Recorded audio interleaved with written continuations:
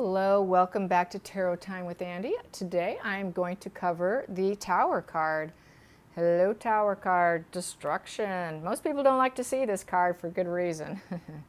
But when you see this card, it's not always a horrible thing, you guys, because once things are crashing down, what happens? You got to rebuild.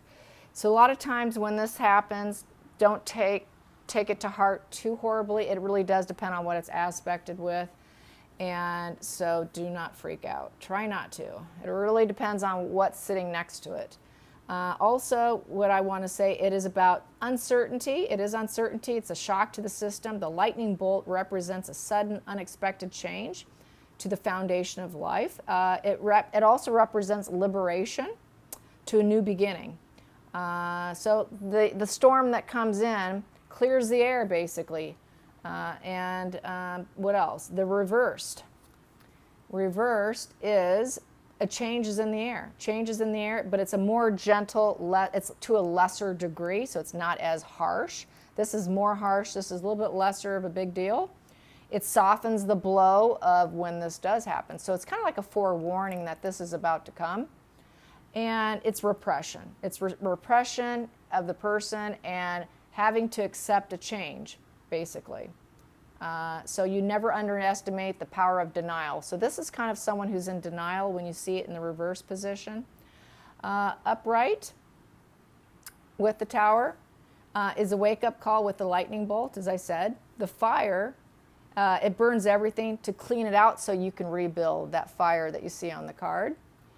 The crown represents the crown chakra, and it's making you free from your ego, because you're losing everything literally. So obviously you're going to hit some kind of crashing emotional bottom that makes you see things a little more clearly in what's important in life, and probably not so shallow, I guess you could say. And the falling figures is a rude awakening for those people. So it's quite the rude awakening card. And here is sort of a forewarning. It's about to come. It's denial. This is where it actually happens. So it's a lesser degree here. Here it really happens.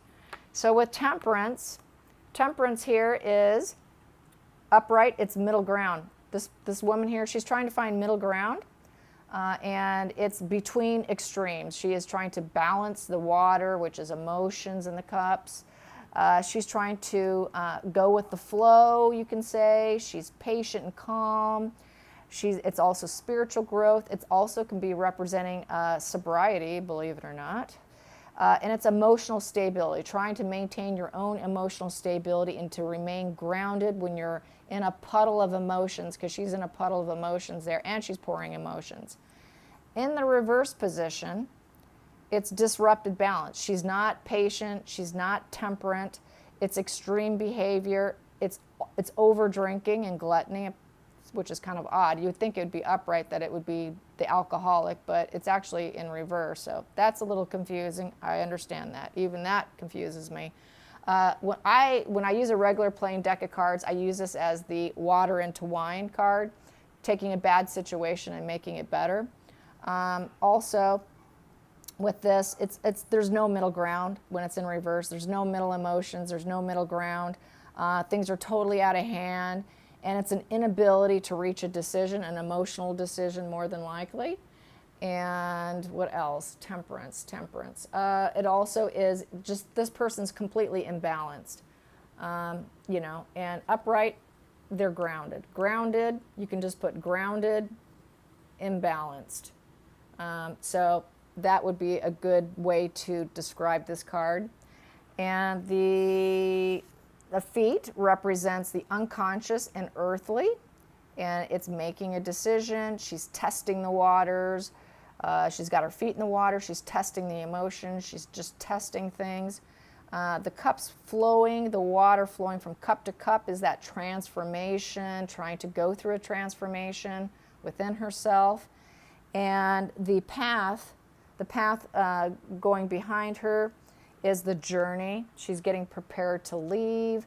This also, the wings can represent spiritual awakening. Same with around the head here. She's got this lighted up kind of going around here. So that's sort of that spiritual awakening, looking for sunny days here, trying to remain grounded, you know, growth, wanting growth here, seeking purity with the white.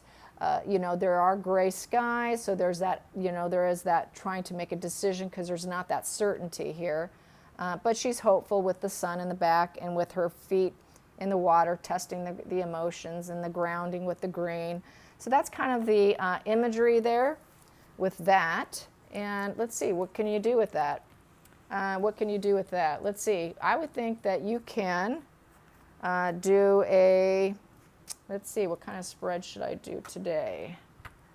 Let's try a new spread. Okay, let's try a new spread today. Let's do this one I haven't done before. It's a pretty complicated one. It's the Celtic cross. And this one here, the first position goes right here. That's card 1. Card 2 goes there. Card 3 goes underneath.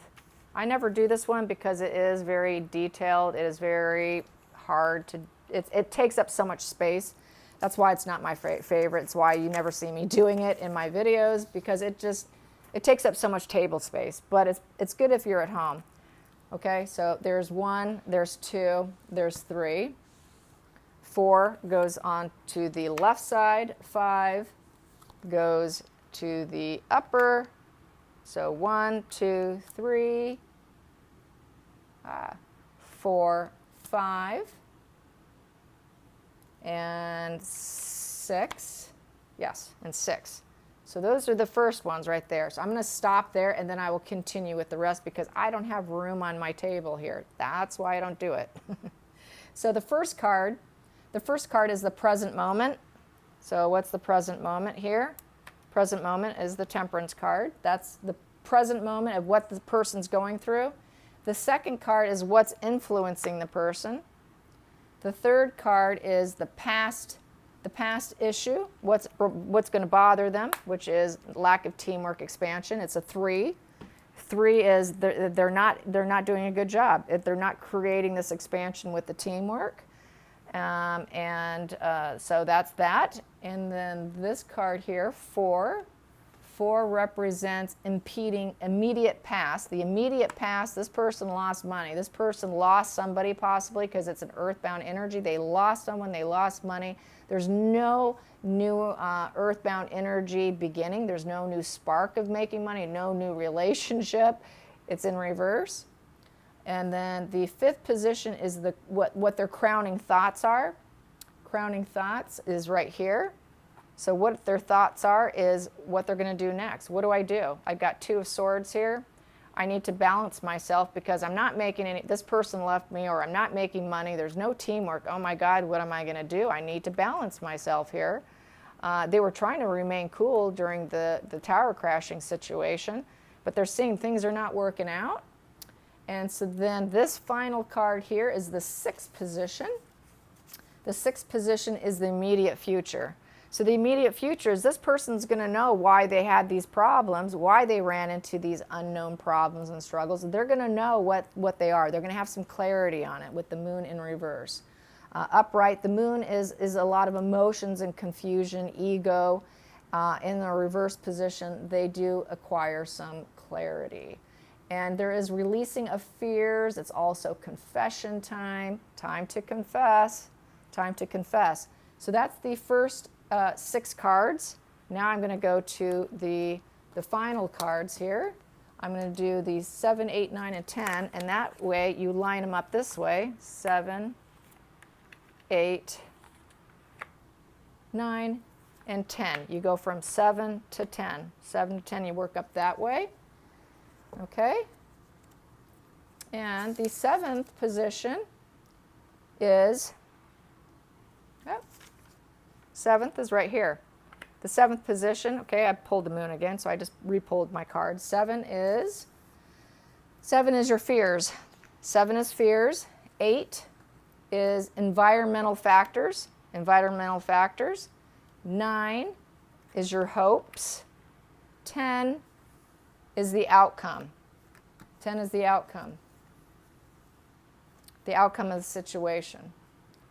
Now, if you want to take it even further, they can go all the way up to 14. And the way you lay those out is this way: 11, 12,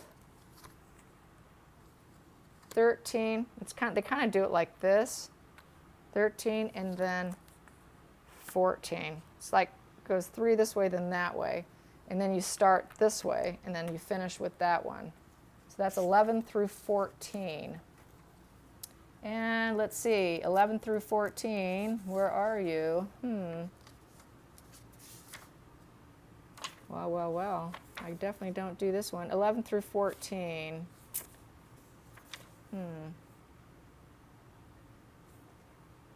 That's the reader's fan. It's the reader's fan, and it's the reader's fan. It's actually like a little extra reading. So there's no like definite meaning to it. It's just kind of a bump in the reading is what this is. It's just a little add-on, a little bonus.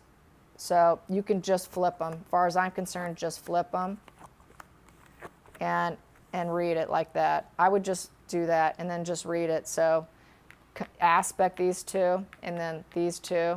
You can do reading between these two, these two, these two, these two, and then you can get the meaning that way. So this person's unwilling to work at finding a teamwork expansion, unwilling to decide what they should do with the Two of Swords. They don't want to create balance. This person's unwilling to face and work on the conflicts, is how that would read.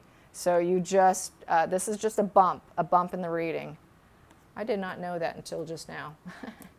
I don't do the spread. I never do the spread. It just takes up so much space. But if you do it at home, it's a fun spread. Not good for the camera though, unless you have a really wide angle camera. It just doesn't bode too well for me. So I hope you guys enjoyed this. Practice at home. Until next time. And next time at Teaching Tuesday. Sorry I got this out late. I apologize. The holiday had me sort of discombobulated on what day of the week it was. I don't know why. I was thinking it was Monday, but it is Tuesday. So, and it was because my husband was home yesterday from 4th of July. So anyways, till next time, you guys. Bye.